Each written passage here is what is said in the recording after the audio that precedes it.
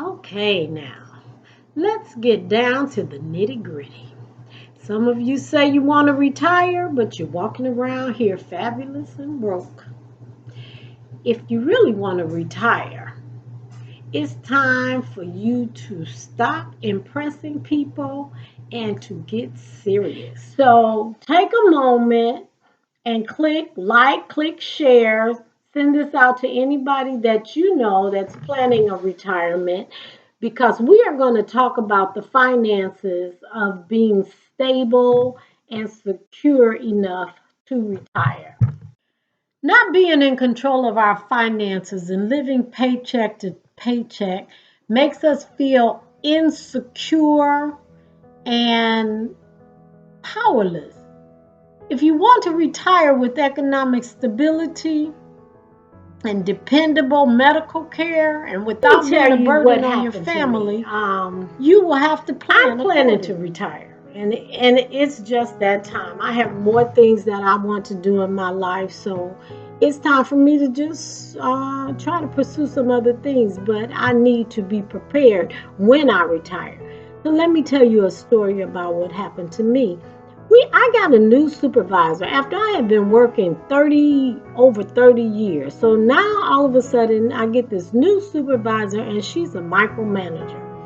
I never worked for a micromanager before, so this was stressful for me. She and I were not a good fit, so it made me start thinking, what else can I do? Okay, how can I leave this position because I was no longer enjoying it under her supervision? I decided that it was time for me to start considering retirement. So I met with the financial planner, and after meeting with him, we went over my assets and we determined, he told me that in order to maintain the lifestyle that I was used to living, that I needed to have a income subsidy of $2,000. So now I decided, what can I do? So I invested in real estate. My goal was to buy 5 rental properties, and he told me at that time it would take 7 years before I would qualify for retirement.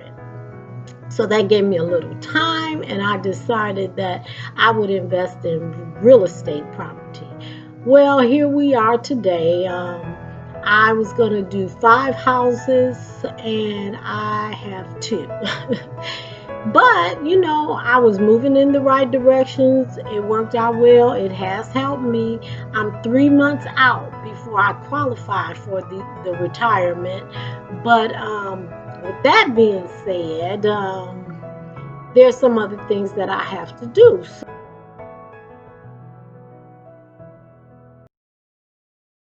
My first step was to stop the bleeding. I did this by creating a monthly budget and getting my bills caught up and paid off. So if you need help creating a budget, I would highly recommend using Dave Ramsey's 7 Baby Steps to Financial Freedom to get control of your finances while increasing your credit score. I used them. I didn't finish them, but I did get my credit score elevated and I did get my finances under control. So I'll put a link below so that you can look at the 7 baby steps and see if it will fit into your budget goals. So here are some of the personal adjustments and changes that I made. I started living within my means and paying off my credit cards. I cut off my cable and bought an antenna. I stopped accepting lunch invitations with girlfriends. I reduced it to maybe about once a month. I started giving birthday cards instead of gifts. I tried to support people with sound advice instead of money. You will need to pray for the strength to stay the course. It takes discipline to make these changes, but if you stick with it, it will happen for you. I took those fake nails off and started filing my own nails and soaking my own feet. No girls trips for a while. You can make there. There are so many changes that you can make when you are honest with yourself and stand proudly in your truth that you need to do some financial adjusting. Once you have your bills caught up and your emergency fund in place, that is when it will be time for you to create an after retirement budget. So consider the lifestyle adjustments that you can make to close the financial gap between the income that you have now and the income that you will have after you retire. Begin planning with the end in mind. Click like and share this video with anyone that you know who may benefit from this information. Now, living below your means and within your needs will create the economic stability that you need to retire. Here is where the work comes in, and this is where I am. So, now that I have approached the threshold of actually retiring, there are adjustments that I need to make to be best prepared for this venture. First, find your money, okay? You need to know how much money you will bring in after retirement, down to the dollar. How much will you bring in every month? Contact your benefits department, contact the Social Security Administration, uh, your investment companies, places where you have your money invested. Contact people that owe you personal loans. Just get all of your money, find out where it is, and then talk with a financial planner so that you can get everything organized and sorted out so that you will know how much you have and how it will be distributed after retirement.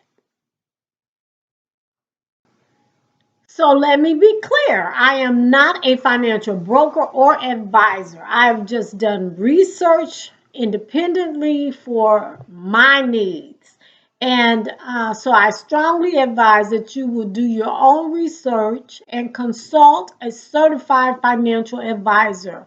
I have added below a very good Smart Money news report on strengthening your retirement plan by a financial expert. His name is Malcolm Harris, and he's the CEO of National Care Financial Group. The sooner you start planning for retirement, the better. Okay, if you still have 5 years, 7 years, 10 years, uh, it is never too soon to start saving. And these are some things that you should do is max out any savings that your employer will match. It is important that we also make sure that we have dependable health care when we retire. And some companies, big and small, are rescinding health care insurance benefit when they find themselves in a financial pinch. So you cannot depend on the company that you work for to have your best interest in heart because many things can happen. Of course, when you turn 65, you qualify for Medicare, which is good, but you still will have expenses that go along with that, as well as any other health insurance that you may carry. You will have premiums, you will have deductibles, you may have copay, and the biggest is your prescriptions. If your employer offers a health savings account, this is great. And typically they work just like a traditional 401k. Your contribution will be taken out of your paycheck on a pre-tax basis. So, and your employer often kicks in something with that. And this will reduce your taxable income by the amount of that contribution. So, and what's great about it is that anybody can contribute to your health savings account, your spouse, your children, your family. So, this is something else that is inevitable. Once you retire, you will have health expenses. Even if you're taking in Medicare, there will be additional expenses that you will have to cover. Now, let us look at being a burden. Many of us worry and concern. We are concerned because we don't want to be a burden to our children or our relatives or our family members. So the thing about that is, women especially, we have this innate sense of taking care of others and neglecting ourselves. But it's okay to say no out of the love for yourself instead of fearing what others may think of you. Retirement is a major decision. It is probably the greatest financial decision that you will make in your life. So let's think about the quality of life that you want to have for the rest of your life. It is time for you to look in the mirror and tell that person that you are strong, you are smart, and you will be secure. And you will stand in your honest truth. And to stand in your honest truth is hard, but sometimes you have to have a conversation with your loved ones and your family members. You know, those family members that are dependent upon you, maybe now you need to look at some things to help them be more independent because you may have to cut off support for them. And it is best that you let them know ahead of time so that they can make plans and preparations, and maybe you can help them make those adjustments to become more independent. Another thing is, you may want to help your children and you see, wow, they need help, and maybe it's an option for you to move in with them or have them move in with you, and you could help with childcare while they work, or simply preparing meals in the home. You can do that living there, you could do that living apart. You know, every person is different.